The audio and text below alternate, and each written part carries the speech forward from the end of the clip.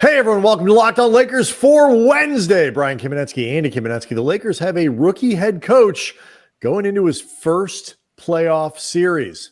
Does JJ Redick's inexperience matter? Break it down next.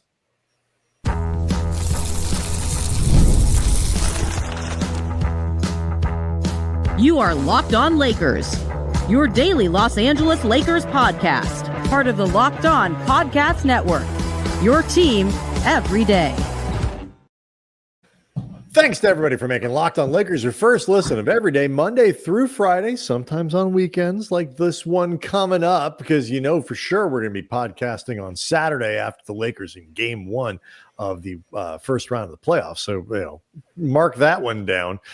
Sometimes on weekends, always free. Forgot where I was. Never behind the paywall. Locked On Lakers on YouTube is where you can go hang out with getting close to 35,000 subscribers to the channel. Bring all your friends, bring all your family. We'll get there soon. Andy, they are all wondering exactly what it's going to look like for JJ Redick now that he's done with his first regular season to move into his first playoffs. It is, in fact, a different deal coaching in the playoffs than the regular season. So that is actually where we're going to start. We'll get you caught up too on some health news around Maxi Kleber. We'll talk about guarding Anthony Edwards and a few other things. But let's just jump into this JJ thing. You were out at in El Segundo on Monday at Lakers practice, and he certainly acknowledged that this is his first go in the playoffs. He gets it. He is aware of it. How much do you think this matters? I mean, I think it matters in the sense that anytime you are new to something, there's going to be a learning curve, and a learning curve doesn't necessarily mean disaster. Steve Kerr won a championship in his first year as a head coach. Ty Lue, who had been on staffs before, at least, but he won a championship in his first season as a head coach. Nick Nurse, this has been done before. So the idea that there will be a learning curve for JJ Redick doesn't necessarily mean it's an automatic preventative. I think it just means that there will be a learning curve. Thankfully, I think in the case of Redick, we've talked about before, JJ Redick is a supremely confident, I wouldn't even say bordering on arrogant type of person. I mean, JJ is, I think, very aware that he's a smart person and doesn't mind you being aware of it as well. But I think part of JJ Redick's confidence in a good way is being confident enough in himself to reach out for the things that he doesn't know without feeling threatened over it. We've made the comparison to the way Sean McVay, his first season with the Rams, put Wade Phillips on his staff as defensive coordinator. Wade Phillips is the classic, that's the guy that could steal my job if it's not working out type of guy who's been around the league forever. Sean McVay said, I'm confident enough in my abilities to make this work. I need guys around me who've done this. I will risk having my replacement on my staff to bring in people that are good. I think JJ has, if nothing else, JJ seems very confident in the people that he has around them, not just for their basketball knowledge, but hey, help guide me through the stuff you've been through that I haven't. Yeah, when I think your point about learning curves is it just like it's not like, basketball has changed, but it is, it's like a completely different game or something in the postseason, but it is different enough. And I think, rotations get a little shorter. The big thing is the consequences for coaching errors. And look, I mean, I to be 100% fair here, like a lot of times we in the media judge what a coaching error is based entirely on the result. A guy is outcoached if his team loses the game. And so, whether JJ gets routinely outcoached in the playoffs or not, or the first round by Chris Finch or not, we'll see. But it's just that the potential consequences for mistakes are higher. And look, it's like it's a different vibe. You have to, you have to know when to kind of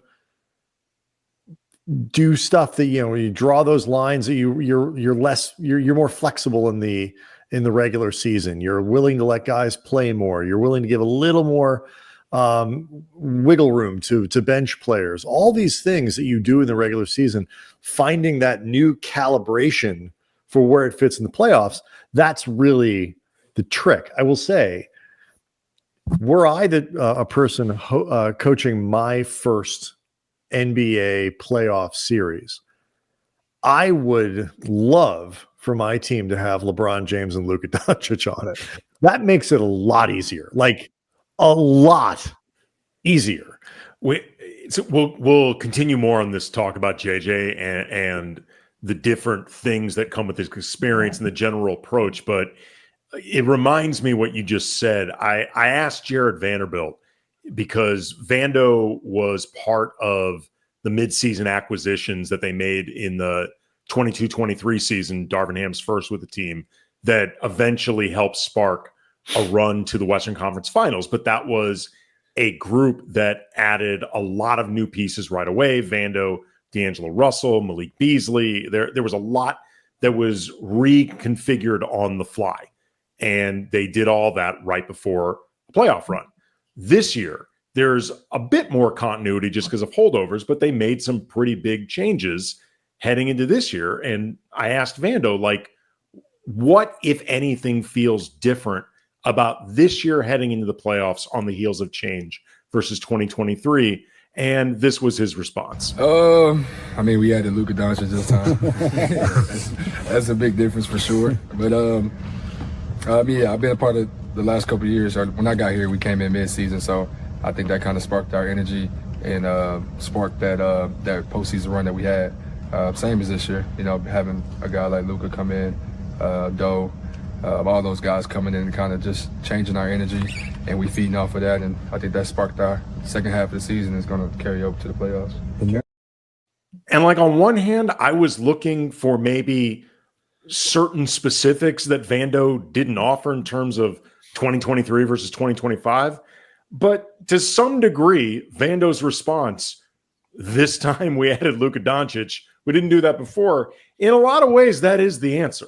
Yeah, I mean, it's the answer to everything. Like in trying to figure out what this series looks like, what the matchups look like, all this. It's like, I mean, they added Luka. I mean, there will be 3 years from now moments where you stop and look at the Lakers, and Luka's been on the team for 3.5 years now at this point or whatever, and you look at the court and you're just like, how the hell did that happen again? Like, it is still very weird that like, how did that happen? And so, I mean, it took people a long time to accept the idea that the Lakers were able to make the Pau Gasol trade. Yeah. And even though the talent at the time, at least, Marc Gasol turned into a very good player, but at the time, the talent balance seemed way out of whack.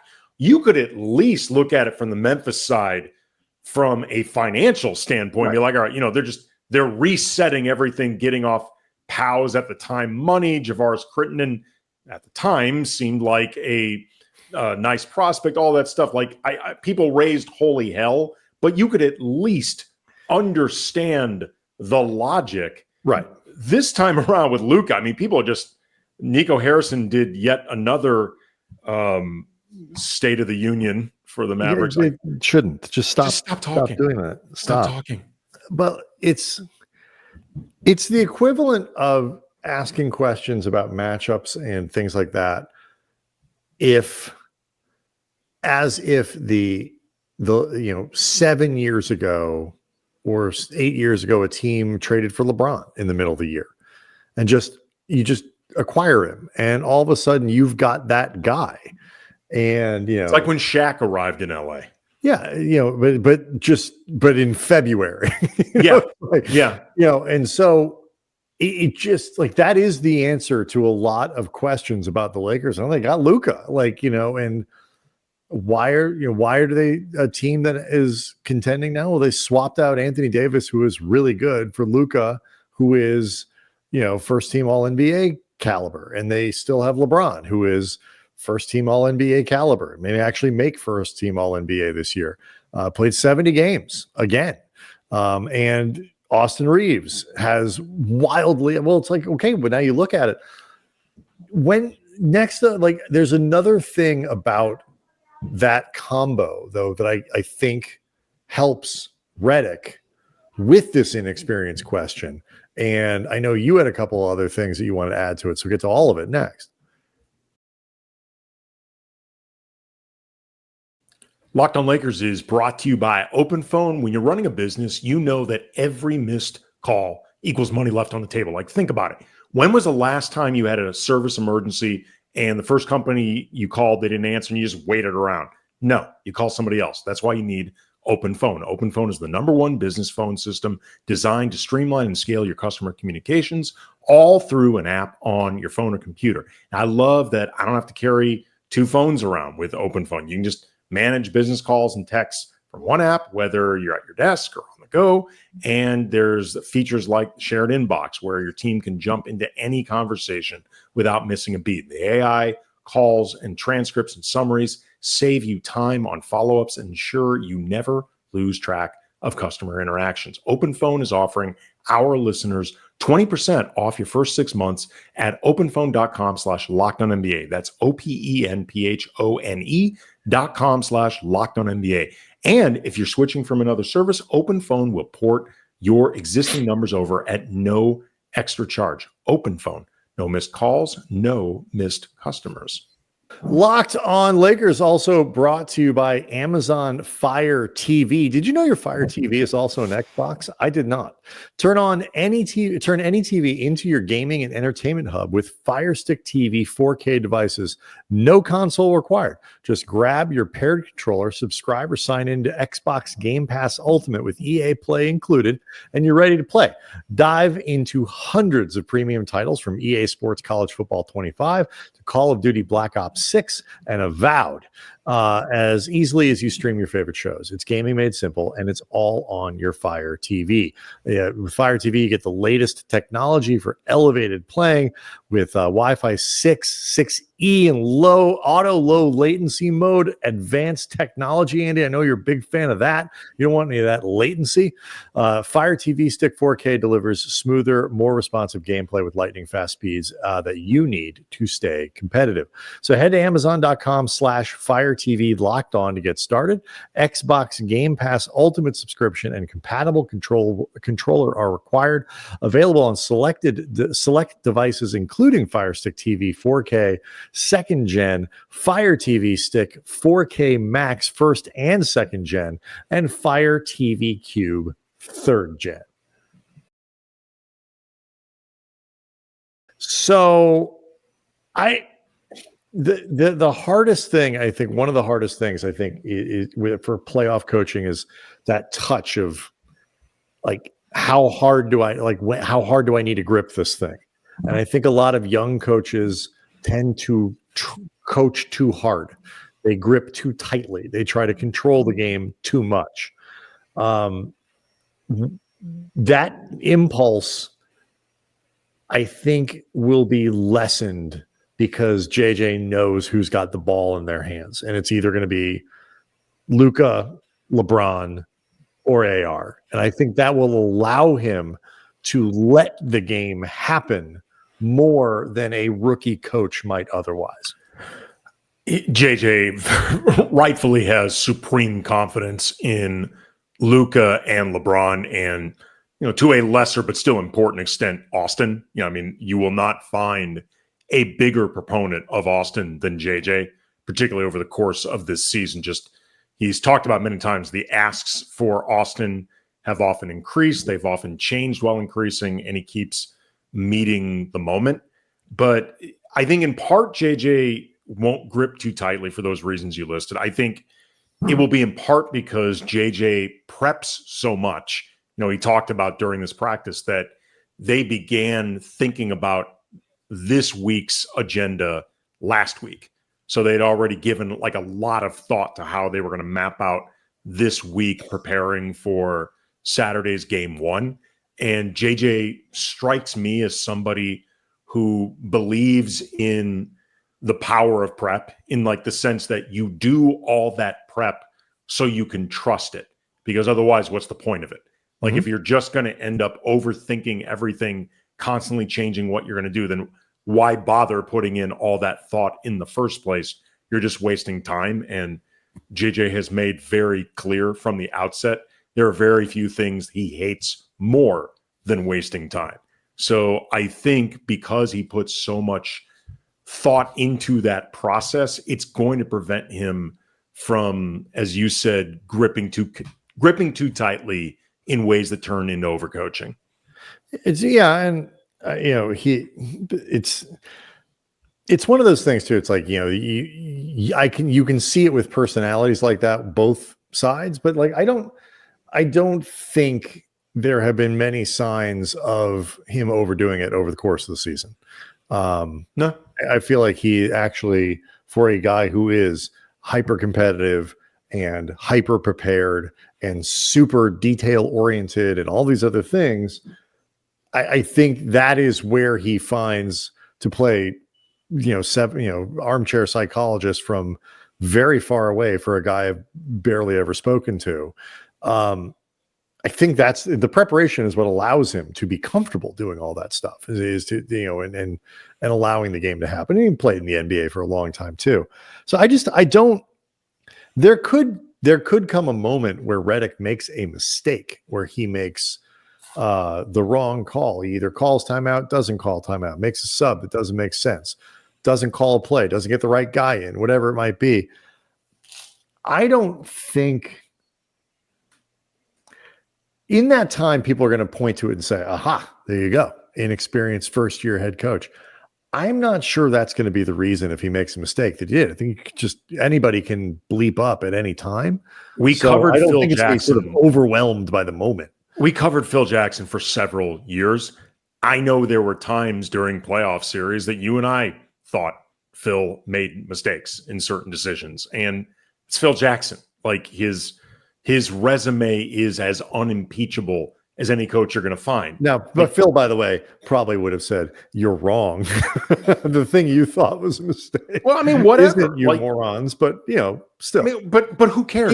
He made mistakes because everyone makes mistakes. Right, exactly. I mean, whether Phil would concede it or not, and, having covered the two, anytime you think JJ Redick may be too arrogant for his own good, let us introduce you to Phil Jackson. I mean, Again, resume unimpeachable, but that man had arrogance to burn. Another thing, though, that I've been thinking about, though, in terms of like the LeBron and Luka Reeves, but also just like adding Luka into the mix, the stuff Vando talked about earlier, that I think actually works well for JJ is because Luka got added mid-season, there was like a lot that needed to get worked on through practical reps on the floor. Like you needed every opportunity to do whatever you can because you only had a couple months to get the team on the same page, firing on all cylinders as much as possible before the playoffs began. And I think because of that, not that I think JJ strikes me necessarily as an overthinker to begin with, or at least not a rampant overthinker, but like the idea of trying to be too clever by half. And down the stretch when they had the two games against OKC and Houston, I know we'd hear from fans, or I heard sometimes media talk about like strategy for the two OKC games. Like, how much do you want to show Mark Dagna, or how much do you want to show Ime Udoka if this might be your second round opponent, depending on the way the brackets may lay out, and JJ has never struck me as somebody who would do a whole lot of hiding anyway. Like this obviously I don't have a track record for him in the playoffs to judge against, but just going back to before training camp began, when he named the starting lineup well before he had to. And he said, like, look, I want my players to know what their roles are. I think that's really important, but also everybody knows what everybody runs. Everybody can likely figure out what your starting lineup is going to be. I don't need to engage in the kabuki theater. I would rather just have clarity. Yeah. JJ strikes me as somebody that would rather just get the most use out of his time on the court as opposed to trying to hide the ball. And for what it's worth, I think that's the better approach anyway. Like most good coaches, even if you have a new look, they're probably going to be able to figure out what to do with it relatively quickly. And then in the meantime, you don't want to find out that your secret trick doesn't work in real time in game 3 of the playoffs. You know what I mean? Like, there aren't a series. Really, there aren't a lot. I mean, maybe an ATO here or there, something like that, a little, some kind of sideline call, whatever it might be, but you're not going to like suddenly bust out some coverage that Minnesota's, oh my God, like you might do something they don't expect, but it's the NBA. You're not going to do something they've never seen. I mean, it's like, that's just not really a thing that's going to happen. I think that's really good though. Just put a button on it. I just think it's really good for somebody like Reidick, who needs as much experience as can be gained over the course of one season, and as much information as he can have, as much just practical reps.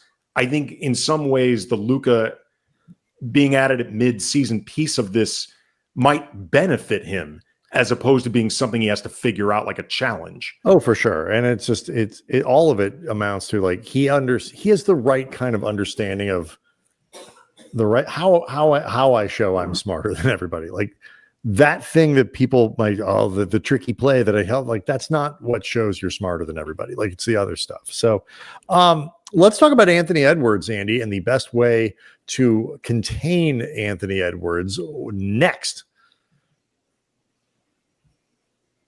Locked on Lakers is brought to you by Skims. I am really picky about underwear. I only like boxer briefs. They have to be certain feel, certain tightness, certain looseness. It's like Goldilocks. They got to be just right. So when I heard that we could get some Skims underwear over at Locked On, my first thought was, Skims makes men's underwear? Like, seriously? And the answer is, yeah, they do.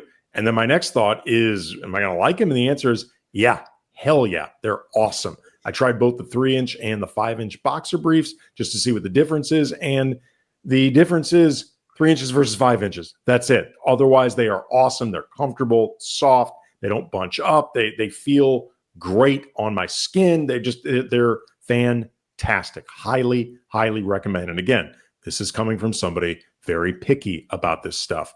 Go shop Skims Men's at skims.com. Let them know we sent you. This is really important. After you place your order, select podcast in the survey. Select our show in the drop-down menu that follows, Locked on Lakers. This is the only thing more important than the comfort and the enjoyment that you're going to get from the Skims, us getting credit. It's very important. Shop Skims Men's at skims.com.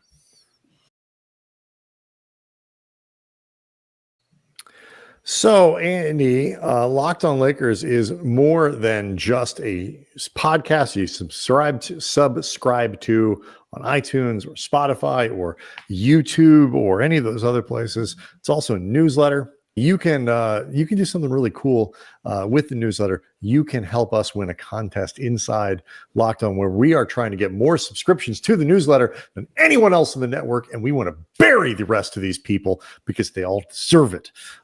So you go to LockedOnDaily.com, you click on Locked On Lakers, and then once you do that, you are helping us out.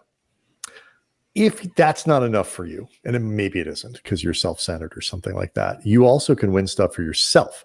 By subscribing, you can win one of 3 amazing prizes if you do it by April 30th, $2,500 Best Buy gift card to upgrade your sports watching setup right as the playoffs begin, a $300 Game Time gift card, or a $200 Fanatics gift card. Again, all you have to do, go to LockedOnDaily.com, subscribe on Locked On Lakers, and just by clicking the link in the description, you are going to get yourself a chance to win those prizes. So you help us, you help you, everybody wins.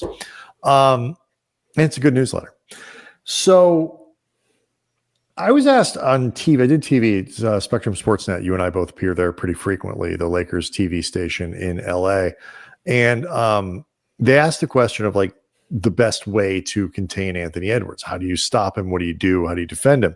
My thought, and you can tell me if you think this is a good idea or not, I'm willing to make it so like if Ant goes nuclear for like 4 or 5, he scores 45 points in 3 or 4 or 5 games, that's enough to win. My thinking is if you can contain him to where he's the guy who is doing all the scoring and he doesn't have the opportunity to, by getting loose, start to get other people going, I feel like that's a win for the Lakers. Like, great. If Ant is super inefficient, scores 17 points, fine. But if he scores 45 and DiVincenzo has 11, Randall has 14, and like it's just the Anthony Edwards show, I still think the Lakers are going to come out ahead on that. Well, I mean, I think it depends a lot on just how efficient he is. If he's also getting to the line, how much he's generally just disrupting the Lakers defense, and how much he's kind of deflating them in certain ways. And also if he's able to enter both scoring and, not that he's at LeBron or Luka's level or even Austin's level as a playmaker, but he can do some playmaking. And if he's able to enter that bag while scoring efficiently, I think the Lakers could be in some trouble. Yeah. And what I mean by that too is just that, just if you have to start tilting your defense and guys are doubling, like the ball will find Minnesota's a good offensive team. The ball will find other shooters and other scorers. Right. So I would my goal, if you could get Edwards to score at a very low efficiency where, it's 20 points a game, but on 22 shots a night in this series, you're doing great work. Oh yeah. And for what it's worth, and this is interesting, I looked up Ant's splits against the Lakers this season, and they've done a very good job of holding him to just 19 points a game over four games on 40% from the floor, 32 from behind the arc, and a 1-to-1 assist to turnover ratio, and just 3.5 trips to the line, well below his averages. Oh, yeah. His averages for the season, 27 points per game on 45, 39 and a half shooting, 6 free throws a game. What's interesting about that, though, is over the course of the season, 2 of the defenders who spent the most time, at least on individual matchups or partial possessions against Ant, are either Anthony Davis or Max Christie. And they're not on the team anymore. No. So some of the effectiveness that the Lakers had against Ant this season, I'm not going to say that they can't do it at all without AD and Max, because I don't think that's accurate, but it's like a lot we've talked about with the Wolves and the Lakers this season. Pretty much all the numbers don't matter. Right. Definitionally, they're going to have to guard him differently because 2 of the guys aren't there. Right. And that was just something, but you figured things would be different just logically, given how much AD especially, but also Max have meant to the Lakers defense while they were still part of the team this season. But then when you really start looking at the individual matchup data and stuff, you're like, wow, those 2 guys really were a pretty instrumental part of Ant specifically. That's a great little piece of stuff to look up. I think the only reason I kind of even brought it up in that context is I just don't feel like there are more ways to beat Minnesota than you have to shut down Anthony Edwards. I think if you can do it in a couple games, if the Lakers can have games like that where he is at 19% or 19 points a game, 31% from 3-point range, stuff like that, Lakers are going to win those games. And I think the Lakers would win the series if it happens multiple times. They might win it pretty easily.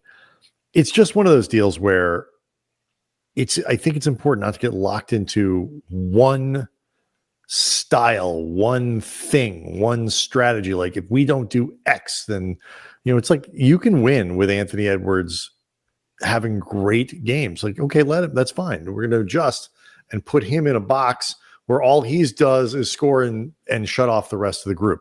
I'm really interested to see how they respond to any given night, depending on his level of play. Maxi Kleber was a participant in Monday's practice I'm sorry, Tuesday's practice.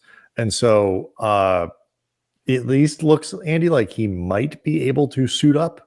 He's on the playoff roster, that he might at least be on the bench and a break glass in case of player for the Lakers. Yeah, during practice today, when JJ was breaking down what the team did, it wasn't really a day of much strategy, as JJ said. The sort of mental prep stuff with the team in terms of specific to Minnesota, that's going to be more of a Wednesday thing.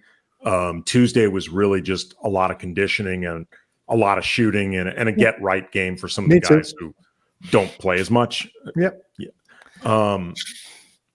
But he also mentioned that Maxi Kleber was a full participant in everything that they did today. LeBron, too, for what it's worth, just with the idea of LeBron not taking practice off. But Kleber is, I don't know if he is a full participant in like full contact everything, just because I don't know the last time the Lakers have done a full contact practice. But Kleber participated in everything.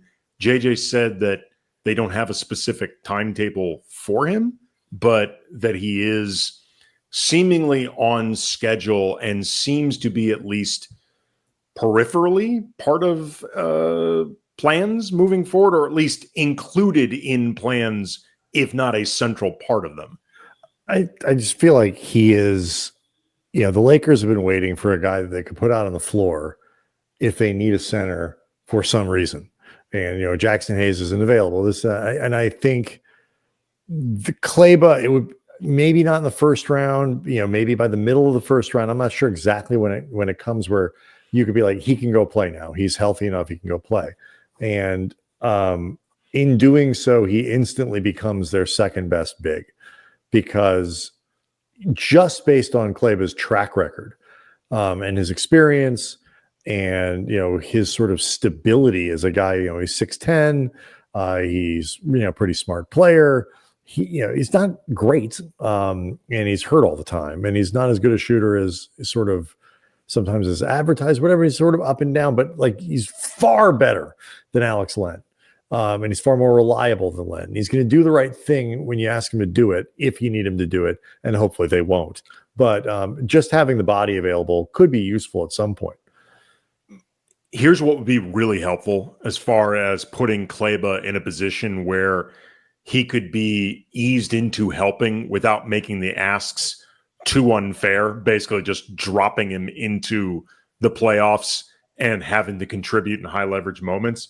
If the Lakers can get a couple big wins where all of a sudden garbage time becomes Kleber getting up to game speed, even if it's game speed against, Minnesota's deep reserves, like as opposed to say, it's a maybe a comparable example, no matter who you think was the better player.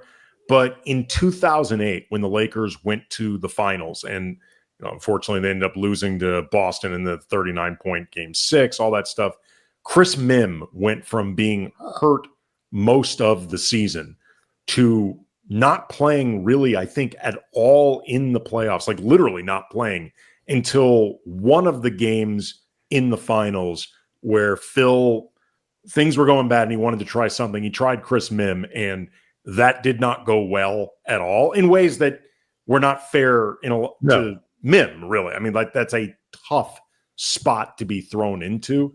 If possible, it would be great where Kleber doesn't get tossed into the mix when it really matters. Yeah. So we'll see what happens for the first time. But it was worth noting that at the very least he's back on the floor and doing stuff and all of that. So more to come, getting ready for the week. Next show, at least, will be with Ben Beacon, the host of Locked on Wolves. So we'll be able to really dig deeper into the series and some of the matchups with Ben, who's been on the show before and is a great host on the network. Locked on Lakers on YouTube is where you can go hang out with over 34,000 subscribers to the channel. We'll see everyone tomorrow.